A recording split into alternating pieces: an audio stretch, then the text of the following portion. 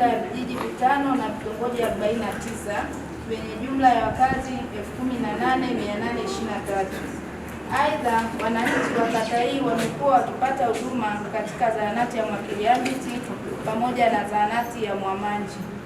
Hivyo serikali imeamua kuwaletea huduma ya kituo cha afya ili kuongeza upatikanaji wa huduma za afya ambazo walikuwa wanaenda kupata katika vituo vya afya vilivyopo kata ya jirani ya Ngumarwa na Nyamilama.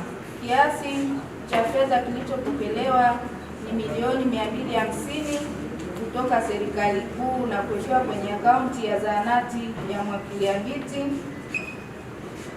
yenye jina la zahanati ya Mwakiliambiti kwa ajili ya ujenzi wa kituo cha afya.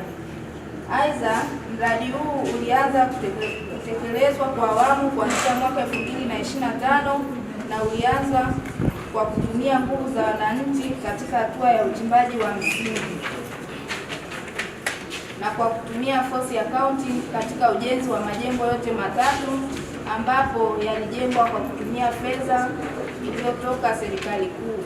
Mpaka mradi huu unakamilika, jumla ya milioni 251,800,000 zimetumika, ambapo milioni 1,800,000 ni kutokana na nguvu za wananchi na milioni 250 ni fedha kutoka serikali kuu.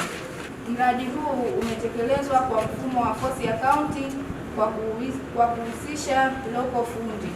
Ujenzi wa mradi umehusisha ujenzi wa jengo la nje OPD, vyoo vya watumishi, vyoo viwili na vyoo vya wateja, kichomea taka pamoja na mashimo ya kondo la nyuma na majivu. Manufaa ya mradi. Mheshimiwa Mwenyekiti, kuletwa kwa mradi huu utanufaisha wananchi wa kata hii kupata huduma za afya kwa wananchi takribani 18,823 pamoja na kata za jirani.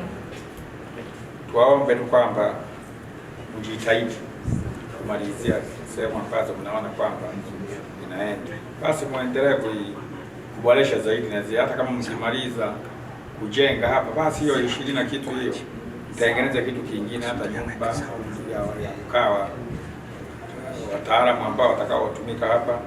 Basi mimi baada ya kusema hayo, nafikiri mimi naomba tu muendelee, mnafanya vizuri na mnajitahidi. Asanteni.